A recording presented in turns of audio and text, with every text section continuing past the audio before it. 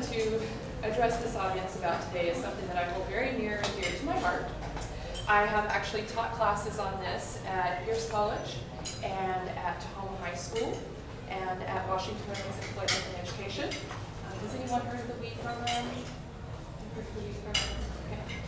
So I've shared this with them as well. So I'm actually taking a speech that's about this long and making it about this long.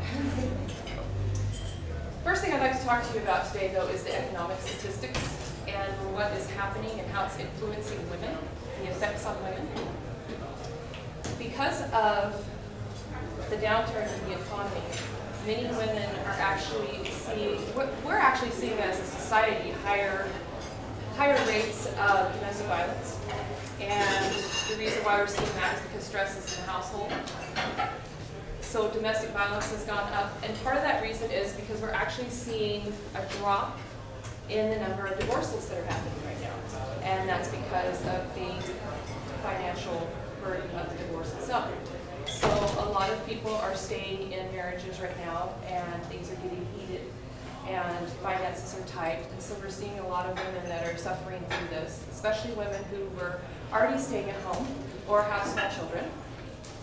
And so a lot of these women now have decided that it's time to go out and start over and get an education, to take care of their family, to be a contributing member of their household. In that, when they're going out to work, even from an education, 15 million women in the United States are only making $25,000 a year or less, working full-time and year-round. That is 33% less than their counterparts, their male counterparts. And what is happening with that, and what I would like to address, is actually not all of the statistics. It's actually not all of the things that are bad, but what I would like to see happen, and a project that I'm going to be working on this next quarter in my leadership class, and that is empowering women to feel more secure, to feel more confident in themselves, and inward, beautiful.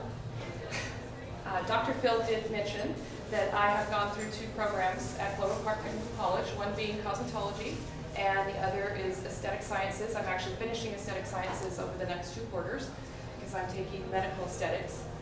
And the reason why I did that was actually twofold. One is I really love makeup. I love makeup, and I love doing other people's makeup.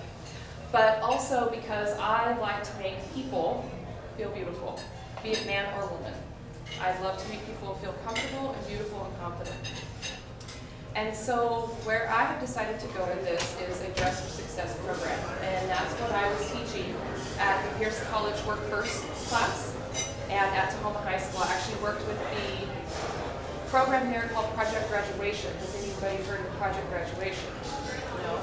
That is actually a project or a program set in place for students that are at a higher risk of not graduating high school, or are at a higher risk of possibly graduating high school but not going on to further their education. And so what they do for these students is they teach them interview skills, and they teach them how to dress to go to an interview. They teach them the skills that they need to obtain a job after they get out of high school. They brought me in because I go in and I teach interviewing beyond the basics. So I actually teach them how to do research on a company before they go in to interview, how to ask questions at an interview rather than always just being asked the questions, and to make sure that they want the job that they're going to get, because as we know, sometimes go out and get the job in desperation, and maybe they're there for only a few months, and the retention doesn't happen, and they move on and are downtrodden or depressed because they haven't gotten that job or they quit that job.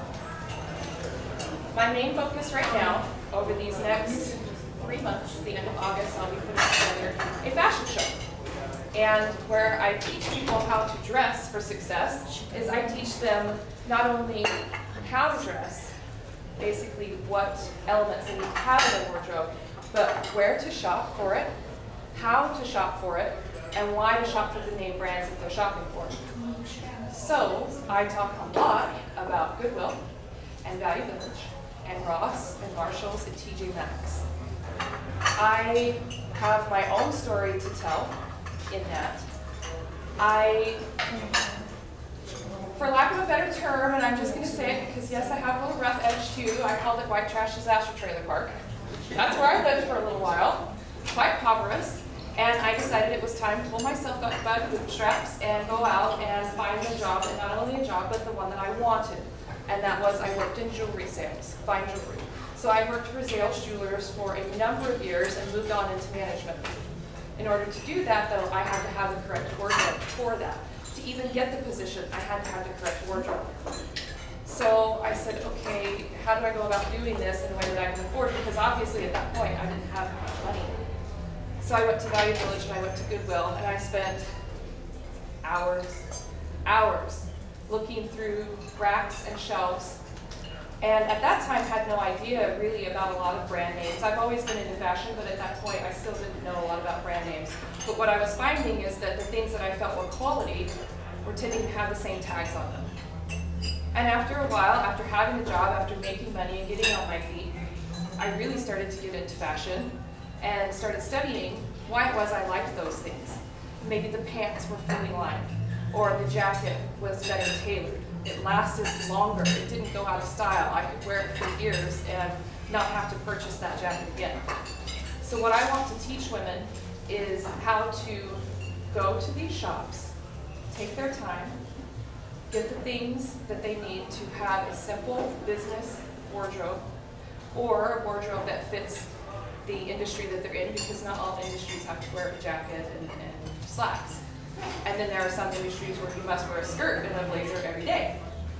So what I've done is a lot of research into this, and I will be putting on a fashion show, as I said, at Golden Park Technical College through my leadership class. I'm very excited about this, and I'm going to be enlisting the help of Goodwill and Value Village and Ross and all the stores that I mentioned in order to be able to put outfits together that are outfits to interview in and walk them down the runway. And I decided last night that the name of my fashion show was going to be Clever Couture. You like that? Yeah. Does that make sense? I thought, okay, that makes sense because it's kind of clever. And so in doing all of that, that's what I would really like to teach them. And I'm very excited about this, and I wanted to share it. And like I said, I just took a speech that was this long, down to this much. So I hope that, and you will be receiving invitations, so I hope that you will come and join me at the fashion show at Golden Park Technical College. Clever Couture.